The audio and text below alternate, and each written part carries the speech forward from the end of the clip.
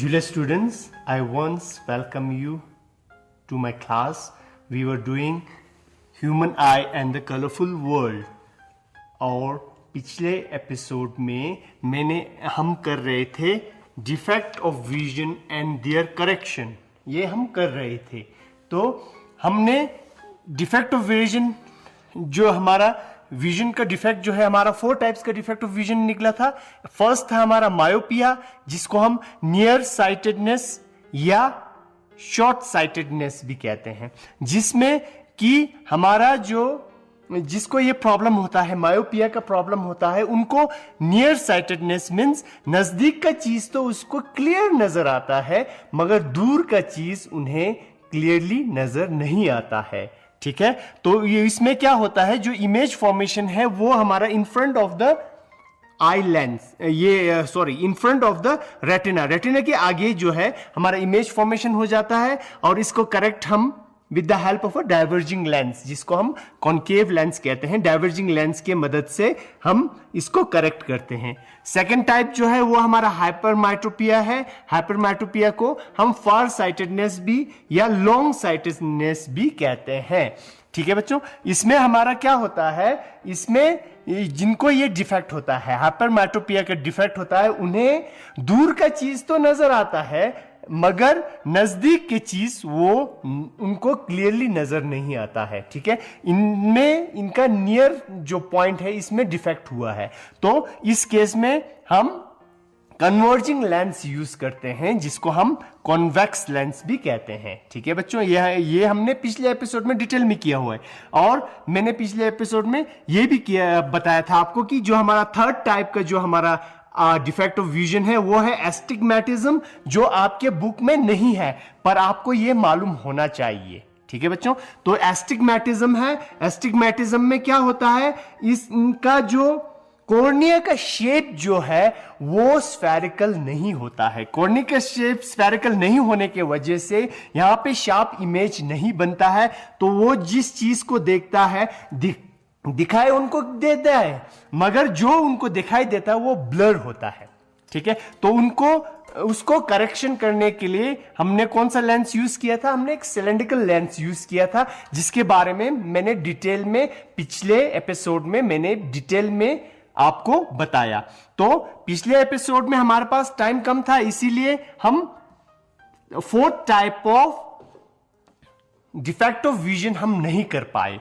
ठीक है बच्चों, तो आज हम इसके बारे में पढ़ेंगे। यह है हमारा प्रेस बायोपिया, जो हमारा 4th टाइप ऑफ जो हमारा डिफेक्ट जो है वो हमारा है प्रेस बायोपिया। ठीक है बच्चों, यह हमारा क्या है, प्रेस बायोपिया। ठीक है, अब ये प्रेस बायोपिया में क्या होता है, जो हमारा पावर ऑफ एकोमोडेशन है ना बच्चों, उसमें गड़बड़ा जाता है, वो खराब हो जाता है। ठीक है, ये मोस्टली कब होता है।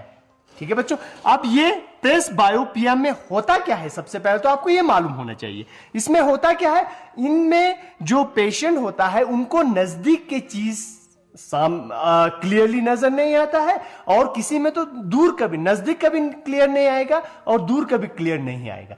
ये किन में होता है, ये एज पर्सन में होता है, जो बूढ़े लोग में ये बीमारी ज्यादा होता है। ठीक है, अब क्या होता है, ये जो मैंने डायग्राम बनाया है, इस डायग्राम में मैंने यहां पे एक बुक बनाया है, जो बुक मैंने 25 सेंटीमीटर अहेड रखा है अपने आई से 25 सेंटीमीटर अहेड रखा है, मींस ये मैंने कहां पे रखा है, नियर पॉइंट पे। ठीक है, जो हमारा least distance of distinct vision है, जहां पे हमने पहले आपको बताया था, ये हमारा 25 सेंटीमीटर है, इसका स्टैंडर्ड एक नॉर्मल आई का। जब ये यहां पे हम 25 सेंटीमीटर के आगे रखेंगे तो इसका एक शार्प इमेज हमारा रेटिना पे बनेगा इन केस ऑफ नॉर्मल आई। अब क्या होता है, इन केस ऑफ प्रेस बायोपिया, जब हम इसको नियर पॉइंट पे रखते हैं तो इसका इमेज जो है वो बिहाइंड द रेटिना बन जाता है। अब जब बिहाइंड द रेटिना इमेज बनेगा तो वो इमेज हमारा फिर क्या होगा, ब्लर होगा। ठीक है बच्चों, समझ में आ रहा है। अब ये डिफेक्ट क्यों होता है, ठीक है, द डिफेक्ट में arise due to loss of flexibility of the eye lens, ये आई लेंस ने अपना फ्लेक्सिबिलिटी खो दिया है। या जो हमारा ये क्या है, ये जो मैंने रेड कलर का यहां पे बनाया है, ये हमारा है ciliary muscles. Ciliary muscles weekend हो गया है बच्चों। आप देखो बच्चों, अपना माइंड थोड़ा यूज करो। ये क्या है, सिलियरी मसल्स है। कब से ये सिलियरी मसल्स काम करता है, कॉन्ट्रैक्ट रिलैक्स होता है। हम जब दूर की चीज देखते हैं, नजदीक की चीज देखते हैं, तो ये हमारा पावर ऑफ अकोमोडेशन करता है, ठीक है। लेंस का फोकल लेंथ को एडजस्ट करता है ये। अब ये कब से कर रहा है, जब से एक बच्चा जन्म लिया, वो दुनिया में आया, ठीक है, तब से सिलियरी मसल्स काम करना शुरू कर देता है, ठीक है। आप वो जो बच्चा, आप उसका एज हो गया है 80-90 ईयर्स, उसका मतलब है ये सिलियरी मसल जो है 80-90 ईयर्स से काम कर रहा है। अब 80-90 ईयर्स से जब ये सिलियरी इतना काम कर रहा है, तो उसका मतलब है कि अब ये थोड़ा थक गया है, ठीक है, अब ये कमजोर हो गया है, ठीक है। अब ये कमजोर होने की वजह से ये सिलियरी मसल्स जो है वो ठीक से काम नहीं कर पा रहा है, ठीक है। ये सिलियरी मसल जब ठीक से काम नहीं कर पा रहा है, उसका मतलब है कि जो हमारा लेंस का जो पावर ऑफ अकोमोडेशन है वो भी ठीक से नहीं हो रहा है। जब लेंस का पावर ऑफ अकोमोडेशन ठीक नहीं हो रहा है, तो लेंस का जो अपर्चर जो है वो चेंज होने में प्रॉब्लम हो रहा है, ठीक है। लेंस का अपर्चर चेंज होने में प्रॉब्लम हो रहा है। या तो किसी किसी में क्या होता है, ये लेंस जो है अब 80-90 ईयर्स तक ये लेंस जो है, कभी ये स्ट्रेच हुआ है, कभी ये बल्ज हुआ है, कभी स्ट्रेच कभी बल्ज, ऐसा होते गया, तो इसका फ्लेक्सिबिलिटी ये लूज कर गया। अब ये जब इसका फ्लेक्सिबिलिटी लूज कर गया, तब ये जिस पेस पे इसको काम करना था, इस लेंस को काम करना था, उस फ्लेक्सिबिलिटी से ये काम नहीं कर पा रहा है। अब ये अपना फ्लेक्सिबिलिटी लूज कर रहा है। अब ये अपना फ्लेक्सिबिलिटी लूज कर रहा है, जिसकी वजह से इमेज जो है वो रेटिना पे नहीं पड़ रहा है। अब इमेज रेटिना पे नहीं पड़ेगा, उसका मतलब है कि उनका विजन जो है वो ब्लर हो गया है, उनको क्लियर नजर नहीं आ रहा है, ठीक है बच्चों। अब इस केस में इसको हम करेक्ट कैसे करेंगे, प्रेस बायोपिया में करेक्शन कैसे करेंगे, with the help of a simple convex lens, ठीक है। कॉन्वेक्स लेंस के मदद से हम इनको करेक्ट कर सकते हैं, ठीक है। सही पावर का हमारा कॉन्वेक्स लेंस हम यूज करेंगे, ताकि जो हमारा इमेज जो है वो रेटिना पे पड़े। और किसी किसी में क्या होता है, उनको दूर का भी क्लियर नहीं आता है और नजदीक का भी क्लियर नहीं आता है। दूर का भी उन्हें क्लियर नहीं आता है, नजदीक का भी क्लियर नहीं आता है। तो उनके केस में वो लोग क्या करता है, उनका जो चश्मा होता है, उनके चश्मे में 2 लेंस लगा होता है, ठीक है बच्चों। एक कॉनकेव लेंस, दूसरा कॉन्वेक्स लेंस, ये दोनों लेंस लगा होता है। और क्या होता है, जब ये चश्मा है उनका, चश्मे का जो लेंस है, इस लेंस को अगर आप अच्छे तरह से देखोगे तो यहां पे एक लाइन होगा बच्चों, एक ऐसा लाइन होगा। क्या होगा, इस लाइन के नीचे जो है यहां पे हमारा कॉन्वेक्स लेंस होगा, ठीक है। नीचे की ओर कॉन्वेक्स लेंस होगा और ऊपर की ओर कॉनकेव लेंस होगा बच्चों, ठीक है। किसी किसी लेंस में ऐसा होगा, आप देख लेना, अपने दादा दादी का लेंस चेक करना, किसी किसी में क्या होगा, ये इनको कहते हैं बायफोकल लेंस। तो बायफोकल लेंस में क्या होगा, ऊपर जो है वो कॉनकेव लेंस होगा और नीचे जो है वो कॉन्वेक्स लेंस होगा। और कुछ चश्मे में क्या होता है, ऐसे ही बीच का पार्टीशन नहीं होता है, उसमें हल्का सा यहां पे एक राउंड आपको अलग से दिखेगा, ठीक है बच्चों। तो बाकी जो है इनका जो है वो कॉन्वेक्स है, और जो ये सर्कल छोटा सा है वो इनका कॉनकेव लेंस है, ठीक है बच्चों। तो ये हमारा कॉनकेव लेंस आ जाता है और ये हमारा कॉन्वेक्स लेंस होता है। तो इन केस में ये इनको बायफोकल लेंस कहते हैं बच्चों। With the help of this bifocal lens, अब वो क्या करता है, जब नजदीक चीज पढ़ना है तो हम सर झुका के पढ़ते हैं ना, तो ये नीचे से हम पढ़ लेते हैं। जब दूर की चीज देखना है तो सर उठा के देखते हैं, तो ऊपर से दिख जाता है उनको क्लियर। तो इनका ये जो प्रेस बायोपिया का प्रॉब्लम जो है वो सॉल्व हो जाता है with the help of a bifocal lens, ठीक है बच्चों। तो अभी जो हमने ये 4 डिफेक्ट के बारे में पढ़ा, ये हमने देखा कि इनका करेक्शन जो है हम with the help of a lens हम इनका करेक्शन कर पा रहे हैं, ठीक है। अब आजकल जो है हमारा टेक्नोलॉजी बहुत ही एडवांस हो रहा है बच्चों, ठीक है। साइंस का जो टेक्नोलॉजी है वो टेक्नोलॉजी में बहुत एडवांस होने के कारण आजकल जो ये डिफेक्ट ऑफ विजन जो है ये with the help of a contact lens भी ये करेक्शन कर सकते हैं बच्चों। क्या करते हैं, बाहर से चश्मा नहीं लगाते हैं, सीधा ही लेंस आंख के अंदर लगा लेते हैं, जिसको हम कॉन्टैक्ट लेंस कहते हैं बच्चों, आप लोग ने देखा होगा, ठीक है। या तो इनमें से बहुत सारे जो हमारा डिफेक्ट ऑफ विजन जो है ये हम सर्जरी करके भी ये हम करेक्ट कर सकते हैं बच्चों, ठीक है। अब आजकल ये जो हमारा डिफेक्ट ऑफ विजन है ये इतना पेचीदा नहीं रहा। अब ये अगर कोई चाहे वो चश्मा नहीं पहनना चाहे तो वो अपना चश्मा उतार भी सकते हैं with the help of little bit Lasik surgery, वो आंख को ठीक कर देगा, उनका कॉर्निया पोजीशंस और ये सब हमारा ठीक हो जाएगा, ठीक है बच्चों। ये हो गया हमारा ह्यूमन आई के बारे में, ह्यूमन आई के डिफेक्ट के बारे में। अब आपको मैं कुछ बातें बताना चाहता हूं बच्चों। जो हमने पहले कहा था, आई जो है वो बहुत ही इंपॉर्टेंट है, ठीक है। और हमारे चैप्टर में भी human I and the colourful world लिखा है। With the help of this eye, we can see the very beautiful nature, जो हमारा नेचर जो है बहुत ही सुंदर है, with the colorful, बहुत कलर है उनमें, ठीक है बच्चों। अब वो कलर जो है सिर्फ आंख से देख सकता है। अगर आपने आंख बंद किया तो आप कलर को महसूस नहीं कर पाते हो। गर्म है, ठंडा है, ये आप महसूस कर सकते हो। किसका आवाज है, ये कुत्ते का आवाज है, बिल्ली का आवाज है, पापा का आवाज है, मम्मी का आवाज है, ये आप आंख बंद करके आप आइडेंटिफाई कर सकते हो। मगर रेड, येलो, ब्लू, ग्रीन, ये जो कलर्स जो है ये आप नहीं इमेजिन कर पाते हो, ठीक है। अब जो एक बंदा जिनका आंख जो है वो ठीक नहीं है, जिनको हम ब्लाइंड कहते हैं, ठीक है, विजुअली इंपेयर्ड, ठीक है, विजुअली इंपेयर्ड, जो एक अंधा आदमी है, अब उनको तो सब कुछ ब्लैक ही ब्लैक है, उनको दिन को भी ब्लैक, रात को भी ब्लैक, उन्हें कुछ नजर नहीं आता, उन्हें सुनाई सब कुछ देता है मगर कलर वो नहीं पहचान पाते। तो जो हमारे डेवलपिंग वर्ल्ड में 4.5 billion people are with vision defect, ठीक है, उनका जो है विजनरी जो इंपेयर्ड है, वो जन्म से ही अंधा है या कोई एक्सीडेंट के वजह से वो अंधे हो गया है, ठीक है। अब उनमें भी 1.3% जो है, ठीक है बच्चों, उनमें भी अराउंड 1.3% का जो है वो जो है वो कॉर्नियल डिफेक्ट की वजह से वो अंधे है बच्चों, ठीक है, कॉर्नियल डिफेक्ट की वजह से अंधा है। और उनमें भी 60% जो है वो बच्चे हैं बच्चों, below the age of 12, below the age of 12 बच्चे हैं जो अंधे हैं, जो इस ब्यूटीफुल वर्ल्ड को देख नहीं पाते हैं क्योंकि उनका आंख जो है काम नहीं कर रहा है, ठीक है, वो विजुअली डिफेक्ट। तो उन केस में हम अपना एक कंट्रीब्यूशन दे सकते हैं बच्चों। हम अपना कंट्रीब्यूशन कैसे दें?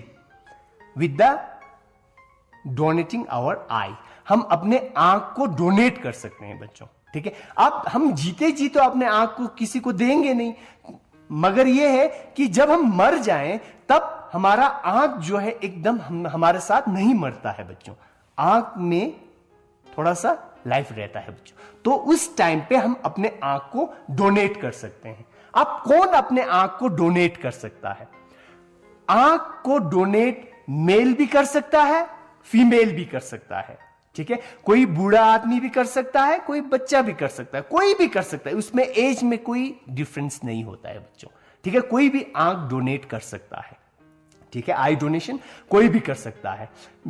कोई ऐसा बंदा है जो डायबिटिक पेशेंट हो, ठीक है, जिसको हाइपरटेंशन हो या कोई भी और बीमारी हो, वो भी अपना आंख डोनेट कर सकता है, अनटिल अनलेस उन्हें एक कंटेजियस डिजीज नहीं होना चाहिए। एक जो बीमारी एक दूसरे के ऊपर फैलता है वैसा बीमारी नहीं होना चाहिए, जैसे एड्स हो गया या हेपेटाइटिस हो गया, ऐसा बीमारी होगा तो उनका आई डोनेट नहीं कर सकेंगे, ठीक है। बाकी सारे जो है अपना आई जो है वो डोनेट करेंगे, ठीक है। अब आई जो है, जैसे कोई आदमी मर जाता है, मरने के बाद 4 से 6 घंटे के बीच में अपना आई डोनेट कर सकते हैं। ठीक है, हमने आई बैंक को बताना है, पहले ही हमने आई बैंक को बताना है कि मैं अपना आई डोनेट करना चाहता हूं, जब मैं मर जाऊं तो मैं अपना आई डोनेट करना चाहता हूं। जैसे ही मैं मर गया, उसके बाद मेरा रिलेटिव जो है, मेरा घर वाले जो फैमिली मेंबर्स है, वो आई बैंक को कांटेक्ट करेगा। तो वो आई बैंक वाले आएंगे हमारे घर में भी आके, वो सर्जरी करके हमारा आंख निकाल के ले जाएंगे, या हमें जो है हॉस्पिटल्स में भी वो रिमूव हो जाएगा।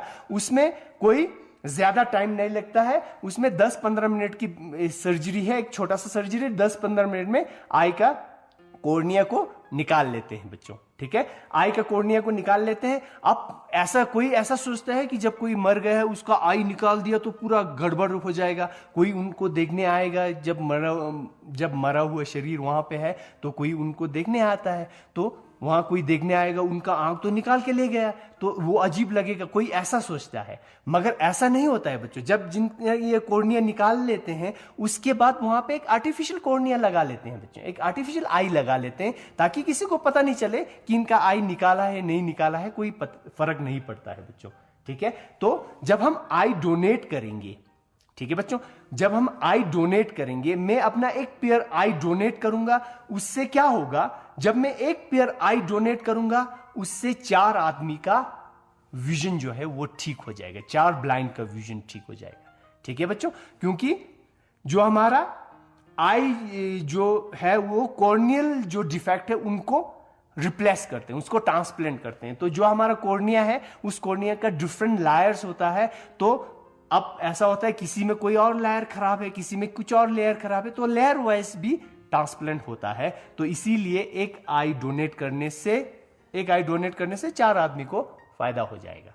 ठीक है बच्चों, तो आई डोनेशन जो है वो करने से बहुत ही पुण्य का काम है, ये कर सकते हैं हम। नजदीकी आई बैंक से कांटेक्ट करेंगे तो आप अपना आई को डोनेट कर सकते हैं। ठीक है बच्चों, थैंक यू। इसी के साथ हमारा जो ह्यूमन आई है, इसके बारे में जो हमने पढ़ा वो हमारा कंप्लीट हो गया है बच्चों।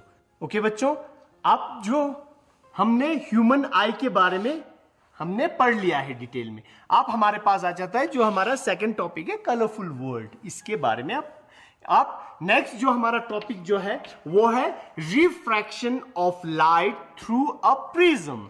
ठीक है बच्चों, क्या है refraction of light through a prism. अब हमने लाइट पढ़ा, लाइट में हमने आपको क्लियरली समझाया था व्हाट इज रिफ्रैक्शन। रिफ्रैक्शन क्या होता है ये आपको मैंने क्लियरली लाइट चैप्टर में आपको समझाया है। रिफ्रैक्शन होता है बेंडिंग ऑफ लाइट रेज। ठीक है, जब वो मीडियम चेंज करता है।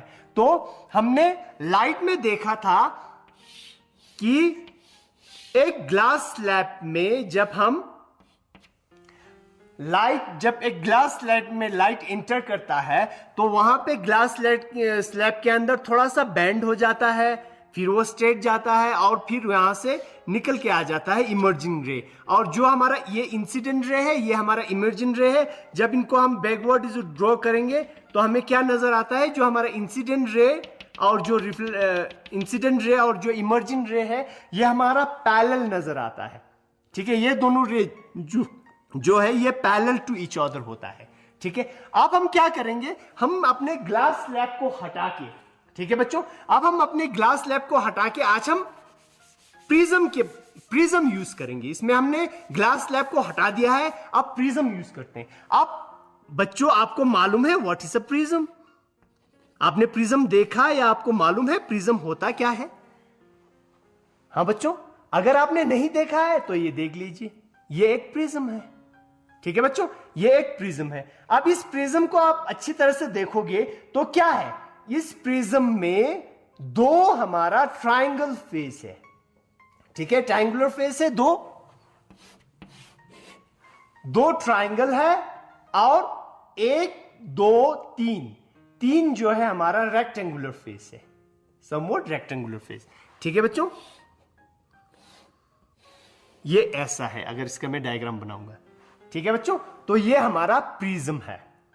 ठीक है बच्चों, इस प्रिज्म में हमारा जो 2 फेस जो है ये हमारा क्या है, ट्रायंगल है, और बाकी जो हमारा 3 फेस है वो रेक्टेंगुलर है। ठीक है, रेक्टेंगुलर शेप में, ठीक है। तो इसको हम प्रिज्म कहते हैं बच्चों, ठीक है। अब हमने refraction of light through prism, अब प्रिज्म के थ्रू रिफ्रैक्शन ऑफ लाइट देखेंगे बच्चों, क्योंकि पहले हमने ग्लास स्लैब के थ्रू देखा था। ग्लास स्लैब में क्या था कि जो हमारा दो फेस था वो पैरेलल टू ईच अदर था। ग्लास स्लैब ऐसा था हमारा, ग्लास स्लैब ऐसा था, मींस ये वाला फेस और ये वाला फेस जो है पैरेलल टू ईच अदर है, ठीक है। अब प्रिज्म के केस में ये वाला फेस और ये वाला फेस जो है वो पैरेलल नहीं है, ठीक है। अब हम जब प्रिज्म के बारे में आप पढ़ोगे तो आपको सबसे पहले आपने एक प्रिज्म लेना है, ओके बच्चों। जो ये मैंने ट्रायंगल बनाया है, ये जो है हमारा प्रिज्म को अगर मैं यहाँ पे रख के इसका एक बाउंड्री यूं बनाऊंगा तो ये हमारा एक ट्रायंगल बन जाएगा। तो अगर हम इसका जो इस इंक्लाइन प्लेन है, इस इंक्लाइन प्लेन से हम एक इंक्लाइन रे ऑफ लाइट अगर इससे हम पास कराएंगे तो क्या होगा, अब ये हमारा एयर मीडियम है और ये हमारा ग्लास मीडियम है, तो यहां पे हमारा रिफ्रैक्शन होगा, ठीक है। रिफ्रैक्शन मींस थोड़ा सा लाइट जो है वो हमारा बैंड हो जाएगा, ठीक है। थोड़ा सा लाइट जो है हमारा लाइट रे जो है बैंड हो जाएगा, और इसके बाद जैसे ही अब यहां ये हमारा बाउंड्री है, ये ग्लास और एयर का बाउंड्री, ठीक है। अब यहां से क्या होगा, ये जो है थोड़ा और बैंड होके बाहर निकल जाएगा, ठीक है बच्चों। अब जो यहां पे रेस आता है इनको हम कहते हैं इंसिडेंट रे, और जहां ये निकल के गया है इनको कहते हैं इमर्जेंट रे। जो यहां से निकला है उसको इमर्जेंट रे, ये जो थोड़ा सा बेंड हुआ है यहां जो रिफ्रैक्शन हुआ है इसको कहते हैं रिफ्रैक्टिव रे, ठीक है बच्चों। तो ये तीन रेस आपको मालूम होना चाहिए व्हाइल स्टडीइंग द प्रिज्म, ठीक है। और जो प्रिज्म का ये जो एंगल है, एंगल ऑफ प्रिज्म कहते हैं बच्चों। यहां जो तीन एंगल जो है इसको कहते हैं एंगल ऑफ प्रिज्म। अब जब हम यहां पे क्या करेंगे, इंसिडेंट रे को अगर हम आगे की ओर ड्रॉ करेंगे, इंसिडेंट रे को आगे की ओर ड्रॉ करेंगे और इमर्जेंट रे को भी आगे की ओर जब पीछे की ओर ड्रॉ करेंगे, इमर्जेंट रे को पीछे की ओर ड्रॉ किया और इंसिडेंट रे को आगे की ओर जब हमने ड्रॉ किया, तो इन दोनों जहां पे ये टच करता है इन दोनों के बीच में एक एंगल बन जाता है बच्चों, ठीक है। इसको कहते हैं एंगल ऑफ डिविएशन, ठीक है। इसको कहते हैं एंगल ऑफ डिविएशन। और बाकी सारा हमारा पहले हमने लाइट में किया हुआ है, बाकी वही एंगल है, angle of refraction, angle of, ये सारा हमारा वही पहले वाला होगा। ये हमारा, अगर यहां से हम एक नॉर्मल ड्रॉ करते हैं पैरेलल, ये जो हमारा, ये हमारा नॉर्मल जब हम ड्रॉ करेंगे, जो नॉर्मल जो है 90 degree to this face of the prism, इस फेस ऑफ द प्रिज्म से 90 डिग्री होगा। तो यहाँ पे जो हमारा ये जो हमारा इंसिडेंट रे का जो हमारा एंगल बनेगा, angle of incident, angle of refraction, यहाँ से जो हमारा ये जो एंगल बनेगा वो एंगल ऑफ रिफ्रैक्शन, ये सब तो वही पहले वाला है, ठीक है। ये हमारा angle of emergent, angle of refraction, angle of incident, ये सारा हमारा पहले वाला है। यहाँ पे प्रिज्म में तीन नया चीज आया है आपके पास। एक आया है इंसिडेंट रे, रिफ्रैक्टेड रे, इमर्जेंट रे, 1 2 3, ये हमारा एंगल ऑफ प्रिज्म। और ये वाला जो है ये हमारा एंगल ऑफ डिविएशन बच्चों। तो हम प्रिज्म के बारे में कल हम और थोड़ा डिटेल में करेंगे, नेक्स्ट एपिसोड में हम और डिटेल में करेंगे, ताकि हम यहाँ पे